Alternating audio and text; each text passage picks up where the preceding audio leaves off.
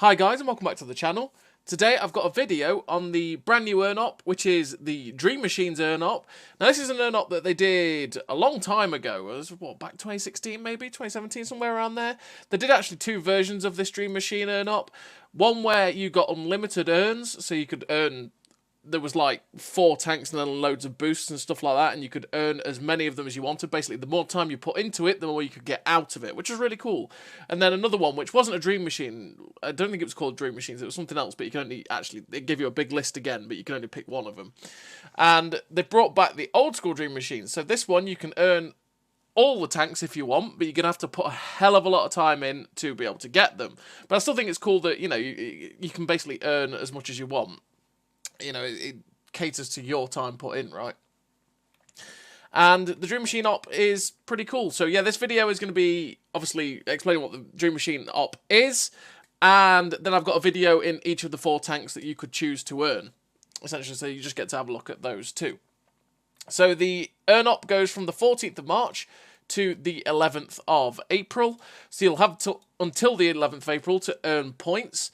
And the way you earn points is you earn 5 for coming top XP earner on your team.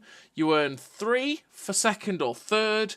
And you earn 1 point for coming 4th or 5th. So obviously the more you come top, the faster you'll get it done.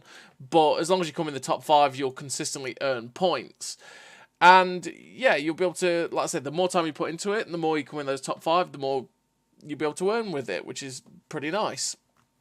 And the one thing I'm going to say is what they've not banned, and I do believe they've not put it anywhere, because when they did this Dream Machine up last time, yeah, when they did this Dream Machine last time, they banned the Churchill 3. They haven't banned the Churchill 3 this time, because the Churchill 3 actually has a different base. I think it's like literally one of the only tanks in the game that has a higher base XP modifier. So that tank gets higher base XPs for like lesser games. So if you did like 1,000 damage in the Churchill 3 in a top tier 5 game, but did 1,000 damage in the M4 Sherman, you'll get way more base XP than you would in the Sherman. But you get that in the Churchill 3, if you get what I mean. The Churchill 3 will be a really good way to farm the base XP, the points to come top or in that top 5, because it makes it far easier to come in the top 5. So when you're playing tier 5 to 6, you probably will see quite a lot of Churchill 3s running around and farming the living poop out of points, right? And yeah, what can you earn in this Dream Machine? Well, you can earn the Super Hellcat, the Emil 1951, which is the Barracuda, but without spaced armour on the upper plate, and it actually has a 3-second better reload, and that just makes this tank a little bit nicer, to be honest. The TCM AGS, the Teledyne Continental Motors AGS, and the Object 752. Now, as you can see, if you own all 4 of these tanks, these are the silver that you'll get if you earn this tank, if you already own it. You're best to earn the Object 752 and earn 7 million silver, because that is a lot of creds to get for earning a tank you already own. Although it is the one that you have to put the most time into getting, because it's the biggest point gainer. So let's have a look at the drops as well. Simple 15-point drop, you get 2 times XP. Second drop, you get 120,000 silver. Well, that's the second drop there. You get a vehicle boost and a third one. That's the third drop. The fourth drop is for 4 times XP boosters for, well, you get 5 of them for 125 points. 250 points is 3 days of premium, which could be quite nice for those that play free to play, because you can get some premium days. 600 points for the first tank, which is the Super Hellcat. 775 points for the Emil 1951. 900 points for the TCM AGS, which is the Era 3 light tank, and 1,000 points for the Object 752 heavy tank. Now, a lot of people already have the 752, so that might be a good silver earner. And like I say, if you already own the other 3, you're probably best to wait and try and get up to that 1,000 points and get a free 7 million silver. If you don't play World War II, then naturally you've got one choice, and that is going for the TCM AGS. And if you play World War II, you got the choice of 3 tanks. The Super Hellcat, which is a pretty nice tank destroyer at tier 7. The Emil 1951, like I say, is the unskinned version of the Barracuda without the spaced armour on the upper plate, but actually has like a 3-second better reload, which is, I would trade that every day on that tank. It makes it so much nicer to play, that extra DPM. And the 7.52, which I quite like at tier 9. It's I find it is quite a fun tank in general. But yeah, so this is the Dream Machines op. This is what you've got to do with it. Now I'm going to show you the tanks that you can earn, starting with the Super Hellcat. So here we are with the Super Hellcat. We're on Erlenberg, tier 8 game. And yeah, the Super Hellcat, it's a pretty damn nice tier 7 TD because it's got great mobility. Like the mobility on this tank is absolutely fabulous. It hits the 72 km/h top speed. It's got really easily. It's also got fabulous camo, which you can get down to ridiculous levels. I think you got it down to like 223 meters of still concealment or something like that. Basically, you're really hard to spot, and you can really abuse that camo a lot, really. You can actually become a light tank at points where you just run around and don't get spotted, and you can get quite a bit of assistance damage going. You can see a little bit of that in this game as well. And I just think it's a very, very solid little tank destroyer to play and to pick, really. It's a lot of fun to play. I mean, it does have the thing of the Hellcat 105 is out there. The Hellcat 105 is a very, very good tank destroyer at tier 6. It's a tier low. It has higher alpha. And I think it's probably better than the Hellcat. Well, it definitely is better than the Super Hellcat, to be fair. But the Super Hellcat is definitely a nice tank at tier 7. Spotting, by the way, as you can see, I'm firing at these guys and they are just not seeing me. I am also spotting them, so I'm getting assistance as well as tracking on that Carnarvon. This is what the Super Hellcat can be pretty nice for. So in terms of a crew on the Super Hellcat, because I will go through all the crews of all the tanks that I play as well. On the Super Hellcat, I run a stealthy build, so Born Leader, Rapid Reload, Sixth Sense, Situational Awareness, Steady Aim, Run and Gun, Camouflage Expertise, Muffled Shot, and Silent Driving.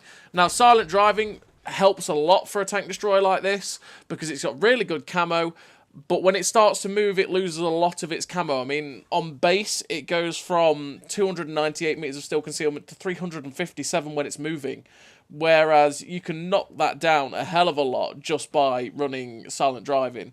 And then, obviously, you want to make the camo better with Camouflage Expertise and Muffled Shot, just to make it so that, like in that situation you saw there, when I was firing at them, when I was spotting them from quite relatively close, really, I wasn't being seen by them when I was firing, which is quite nice.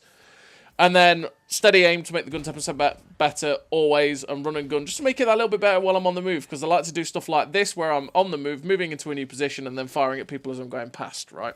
That's just what I like to do.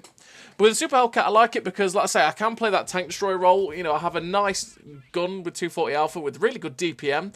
I mean, the base 5.2 second reload or 4.8 with the food boost is really goddamn nice for 240 alpha at tier 7.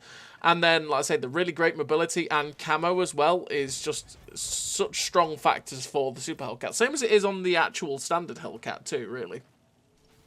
And yeah, this game on Erlenberg, we are currently winning 13-9, and I pushed very, very aggressively, to be fair, in this game. That's because I spotted those guys that were in their base, and then once we got rid of them guys, and there was just that Basante, I wanted to move our team forward because a lot of my team were where I was, and I just wanted to get it going and push across and see if I could get more spotting and see the other guys on the other side of the hill.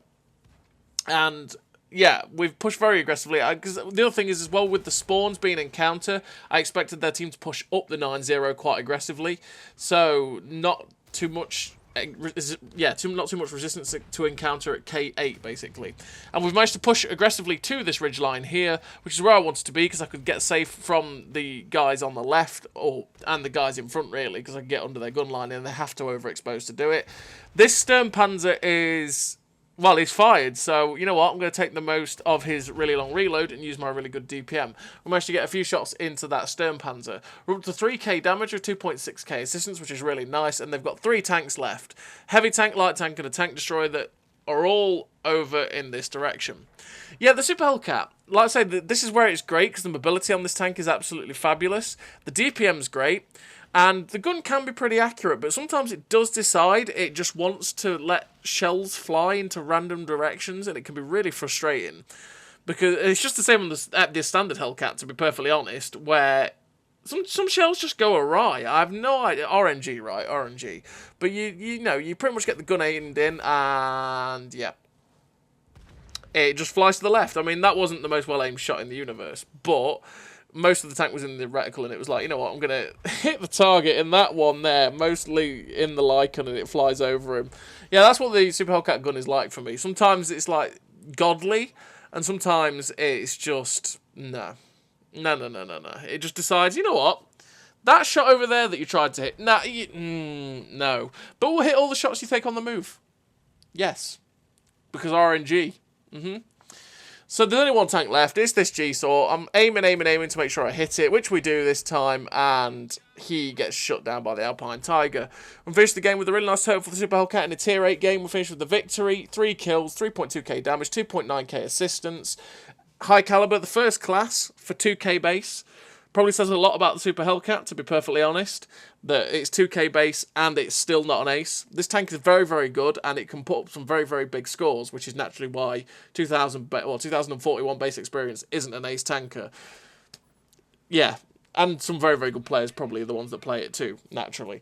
But it's a very, very good tank. It is well worth a pick if you don't own it and you own the other two. But I'll always say that you're probably always better to go for the higher tier tanks to pick first, realistically. So you always want to pick the 1951 or the 752 first, because they're the ones that, if they ever go on sale or anything like that, they're going to be far more expensive than the Super Hellcat will be. And naturally, like with the Emil 1951, you can make a hell of a lot more credits using that than you can the Super Hellcat. And the 752, well, the 752 is just a tier 9, isn't it? Or you could just pick the TCM AGS if you like Cold War, and you can make bank with that tank, because it's an Era 3 Premium, and Era 3 Premiums make bucket loads. But I don't really think the TCM AGS is that good, realistically, in Era 3 anyway. But anyway, we're on to the second tank, and this is the Swedish Emil 1951. Now, this is the Barracuda, which has been in the game for ages, and then they finally released the unskinned version. But the unskinned version didn't have the spaced armour that the Barracuda has on the upper plate. But instead, you do actually get a 2-second better reload. So you get, instead of a 35-second base reload, it's 33 seconds. And I'll take that trade. Honestly, that spaced armour on the front hull, on the upper plate, doesn't make as much difference as having 2 seconds of the extra reload. So, to be honest, I think this is actually better than the Barracuda, just for the fact that you have that better reload. It's a lot nicer to have that extra 2 seconds. And yeah, I do think the Emil 1951's a decent tank. It's not the best heavy tank in the universe, and it's one of those tanks that is definitely very, very nice top tier, because your turret works. But when you get to start to face tanks that have like 260, 250 pen standard, that starts to go through your turret front. And then especially if you start to face the tier 9s and 10s that fire premium and have 300 plus pen, your strength in your fantastic turret with your 12 degrees of gun depression completely goes out the window, and then you're left with a tank that's decently mobile, to be fair. It's not the slowest, but it's not the quickest. The gun's decently derpy as well, with 0.4 accuracy base. And your penetration on this tank being, I think it's 217 on the standard and 242 on the premium, is also something that can struggle against tier 9s and 10s. But when you're top tier, absolutely fabulous. And I do think this tank is pretty decent when you're in that situation. And realistically, it's where you use your clip potential that this tank is strong, right? Again, when you're bottom tier, you try and support. And you put in those, I mean, you've got 3 shells of 360 alpha on this autoloader, which is definitely very, very nice. And if you can keep catching people out, and just work, I mean, still, even working ridge lines in general, like you're seeing on Nom, and you can make it so that you're not really the centre of attention against tanks, but you can just keep popping up, dropping shells, and drop back behind the ridge line. And use the strength that this has 12 degrees of gun depression, which is absolutely fantastic. You'll never sniff at 12 degrees of gun depression. It's a Swedish line thing, and it's absolutely fabulous. I do enjoy the 1951. Like I say, it just depends on the situation, to be perfectly honest. And yeah, it can be quite frustrating. In terms of equipment, on the Super Hellcat, by the way, because I did forget to mention that, on the Super Hellcat I run optics, rammer, and a camo net. Camo net naturally to make the camo better on that tank, and then rammer and optics make DPM and make it so I can actually spot for myself. Just thought about that as I was thinking about what I run on this tank. And in terms of a crew on the Emil 1951, we run Born Leader, Rapid Reload, Sixth Sense, Situational Awareness, Steady Aim, Snapshot, Run and Gun, Steady Aim, and off-road driving. Off-road driving to be able to help me hit my top speed, because I do have a pretty decent top speed, but it doesn't have the best ground resistances in the world to be able to hit it, so I just make it better so I can have that bit of a better mobility generally. And then all the gun perks, like I say, because this gun is derpy, so I want to make the gun as good as humanly possible, and therefore, you know, make it not 0.4 accuracy, essentially. And in terms of equipment, I run vents, vert stabs, and optics. Vents to make everything about the tank better generally. Optics to make it so I can at least have a decent view range. And vert stabs to make the gun, again, as good as humanly possible. Now, I take vents and optics on this tank. I mean, you could run a powertrain to really help it with its top speed and make it fairly mobile, because you get that extra 5% boost to your engine power, which is kind of handy to a tank that, like I say, does struggle to hit its top speed. But I take the vents because this tank has a very, very poor base view range. This tank has 360 meters of base view range, which is very, very poor. And I want to generally make that better and make it so that I can at least have some sort of decent view range, so that when I am bottom tier or against mid tier and I'm on a ridgeline, or I'm on maps like Proc where I'm on good ridgelines and I can try and get some vision out where maybe my gun doesn't work as much, I can actually try and at least spot for myself and not get outspotted by everything known to man. I also use that crew, by the way, on the Emil 1951 on the next tank you're going to see, which is the 752, so it's the exact same crew if you're going to be wondering about it. And yeah, we're in Nominee Nom for the Emil 1951. And as you've seen, we've got 4 kills with 4.5k damage, because we're doing exactly what this tank wants to be doing, and that is surfing a ridgeline. We're surfing a ridgeline, popping over, going hello friend after we've reloaded, and then dropping the clip and pulling back and getting back into safety. Now we've got into a position where we are flanked on their team that are possibly going to start pouring out of the town. We managed to finish off the T-32. We get one into the Tiger 1. It's like, please let me finish this guy. Thank you very much. We get the top gun and we shut down the Tiger 1 and get on to 6 kills. They only have 2 tanks left, and I know exactly where they are because I look and see the I-2152 as well as the VK. They were both last spotted in the town, so it's like, okay, let's get in there. I don't want to take a tag from the I-2152 naturally, because that guy with his standard pen or even his premium pen will go through my turret front, and he'll also go through anywhere on my tank generally, so we don't want to worry about that. Or should I say, I don't want that to happen. But I'm right here, to be honest, thinking there's a possible Radley's on. But looking at the fact that the IC-152 is full health, maybe not. But we'll see. There's a possible Radley's or a Devastator or something like that on. And I'm thinking, well, I could get a decent total in this game. We're already up to 5.4 nearly damage, which is really nice. We get into this VK, and unfortunately we snapshot the first one, which hits the ridge because of the derpy gun. We get a second shell in. It's like, okay, this is a 50-50. And we lose the 50-50 toss. Realistically, we should have killed him with 360 alpha, but it didn't happen. And, yeah, we end up capping. I think that's the reason I took the snapshot, to be honest, because we were capping. I was thinking, I've got to get this clip out. But anyway, we finished with the victory. 6 kills, 6,000 damage, a bit of blocked, decent amount of credits. The ace tanker, sniper, high caliber, and the top gun. 2,140 base XP. A nice game for the Emil 1951. It's, like I say, it's a pretty good heavy tank to play. It just depends on the situation, and you do have to be mindful that your one strength, when you're top tier, your turret is fantastic. But when you go against tier 9s and 10s, you can bounce the odd shot here and there off your turret, but most of the time, they're going to go straight through it like a hot knife through butter, and it's not going to be that pleasant. But that's the life of a tier 8 in a tier 10 game, let's be real. Not many tier 8s are absolutely fantastic in bottom tier. And that's just the tiering system in general, isn't it, really? If you're bottom tier, you're going to get wrecked if you don't sort of play a bit more cautiously. Anyway, we're on to the tier 9 that you could earn. This is the hardest tank to earn in this op. 1,000 points. This means you've got to put in some serious work, some serious dedication to get it. And is it worth it? Possibly. I mean, it's a tank that's got a lot. It's a decent tank, right? But it's got drawbacks. The gun's derpy. It's not the quickest. The armour is one of those that really works or really doesn't, and it can be annoying in that regard. And the reload is good. 26 seconds is nice because it doesn't feel like you're twiddling your thumbs too much.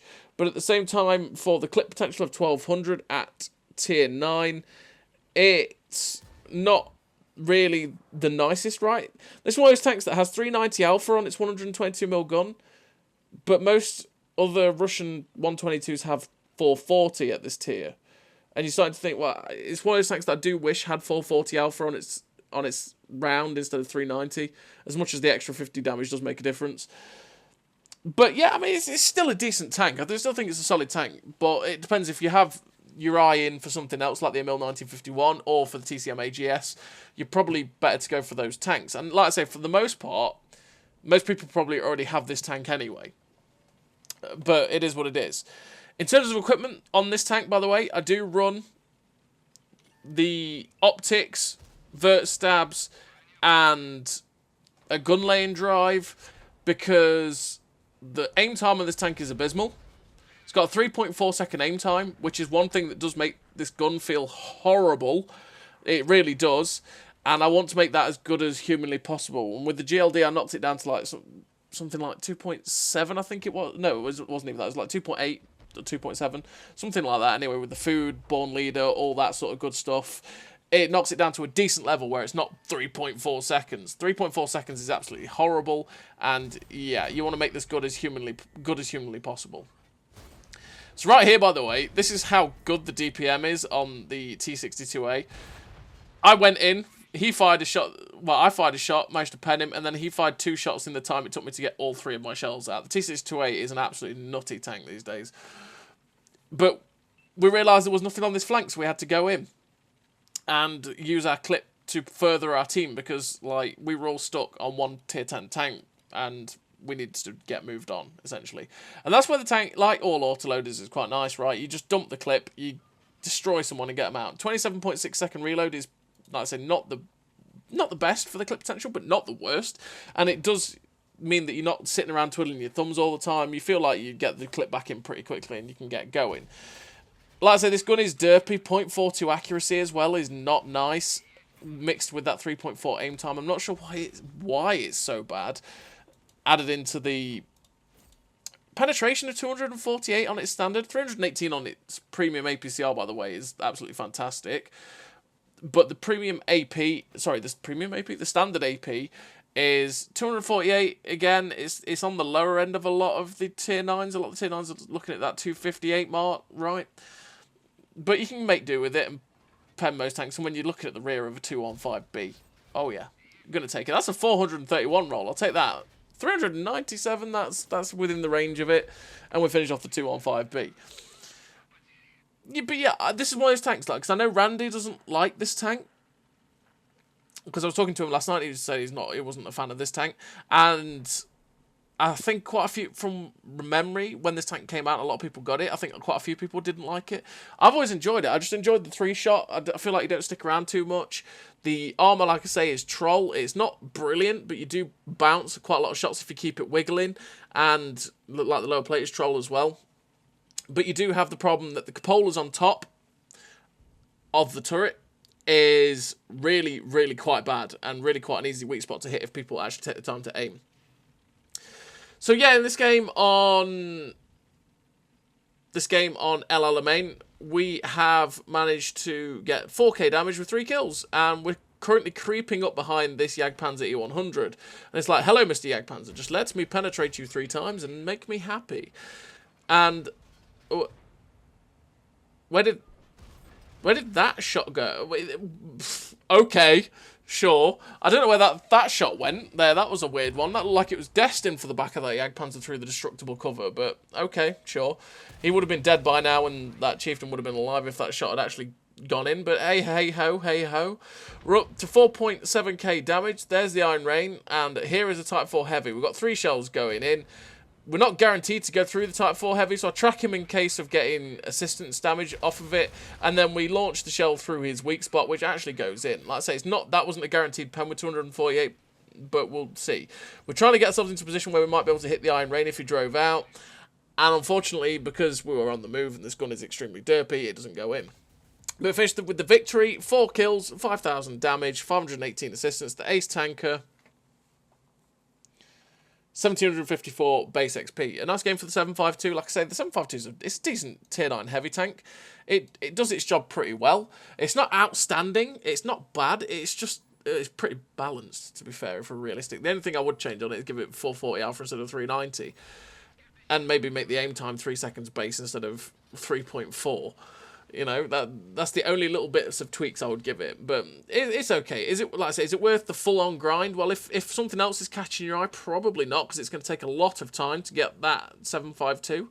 But yeah, it's down to you, your personal preference, to be fair, whether you like sneaky tank destroyers, heavy tanks, all that good stuff. So here we are on to the final tank of the video, and that is the TCM AGS, the Teledyne Continental Motors AGS. It's got a 10-shot autoloader. It's the Era 3 light tank. So this is Cold War. This is the only one you can earn if you like Cold War. And is it a good tank? I don't think so. I'm not a big fan of it, to be honest, because it takes a long time to get the clip out. It's not the quickest in the... Although with the traction system, it goes at 79 kilometers an hour, which is quick. But then you've got other MBTs and stuff like that are penning you all the time, while you may bounce off of them. And they go just as quick as you do. And that is a pain. And like I say, with a 10-shot autoloader, and with the 3.5-second intraclip reload, I believe it is on this tank, it takes a long time to get these 10 shots out, which means that from when you've fired the first shell, they know about you. And for the most part, they pretty much all turn around. And this is probably where you want to play it more tank destroyer-y, right? And use your really good camo on it, because it is a light tank, to be able to flank round, get into positions, start unloading on people, and the moment they start to turn around and look at you, run away like a little coward and run for your life. Pretty much. That's just the way that you got to be with this tank. And it does have really good camo, as you see in there until we fired that one.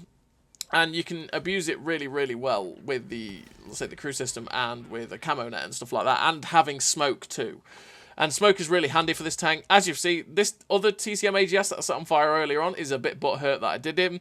And as soon as I saw him coming, I popped the smoke and then hid. It's like, well, he'll have to actually find me in the smoke to be able to damage me. And there we go. My friend in the M8 AGS comes along and shuts him down. And we get the reload in. But yeah, I just feel like this tank is a little bit weak, personally, for Era 3. Because while it's quick, it's not as quick as a lot of the MBTs. Its clip output is very, very slow, which means a lot of the time, most tanks are going to shoot you. And especially in Era 3, a lot of tanks are probably going to shoot you 3-4 times before you manage to put your whole clip out. You have to take assassination attempts like you've just seen here, where you keep putting the shots in, you can keep pulling out. And also ridge lines where you can put the gun above the ridge, but nothing else, because they can't pen the gun. So naturally, if you put the gun above and they can only shoot the gun, they're not going to kill you. But yeah. Also, the penetration on the gun is 421 base, which is not that good, to be honest, for Era 3. A lot of them are pushing 500-600, right? 421 is not nice. You got 494 on the premium if you want as well. That's okay-ish. And adds that you've got 0.29 accuracy too, which a lot of the Era 3s are starting to push that 0.2, 0.23, 2425, right? Which means you have to take stuff like vert stabs to make the gun good. And that's just really annoying, because that means you can't take... You might want to, but you have to make the gun bearable, because that's what the whole point of it. The tank is the clip. And, yeah, you have to take vert stabs. So anyway, for a crew for this tank, I do run Born Leader, Rapid Reload, Sixth Sense, Situational Awareness, Camouflage Expertise, Muffled Shot, Steady Aim, Snapshot, and Run and Gun. All the gun perks, like I say, to make this gun as tolerable as humanly possible. And then the camo perks to make the... to keep the camo really good, because it is something that you have to use to good effect, because it will get you out of a lot of tight spots where you get unspotted, and you can then maneuver into different snipey flanking positions where you can catch people off guard and use the good clip. And then in terms of equipment, I run vert stabs, camo net, and the traction system to be able to get yourself up to that 79 kilometers an hour top speed, rather than just the 72, because at 72 you will get outrun by most tanks in the era, which in this run and gun era, yeah, you don't want to have realistically. So far in this game, we're up to 9.8k damage with 375 assistance, 3 kills, and we're having a pretty decent game of it so far. We're fairly low health now, and it's actually 7-4. I popped smoke because I thought that thumper might come after me, and I wanted to make sure that I had a little bit of a getaway, but he just turned around and didn't come for me.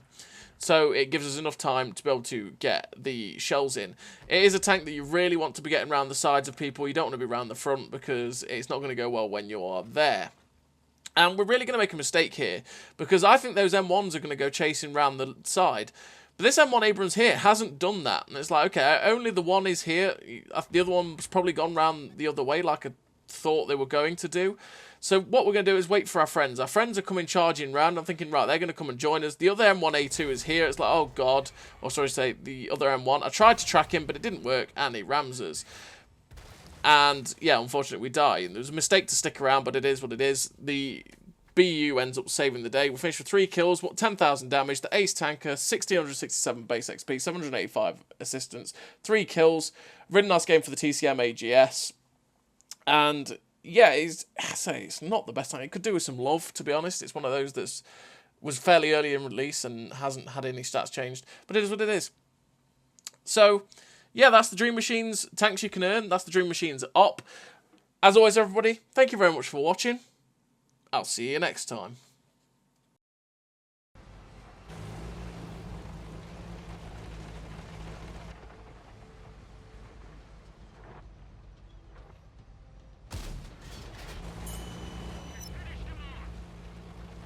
A great success!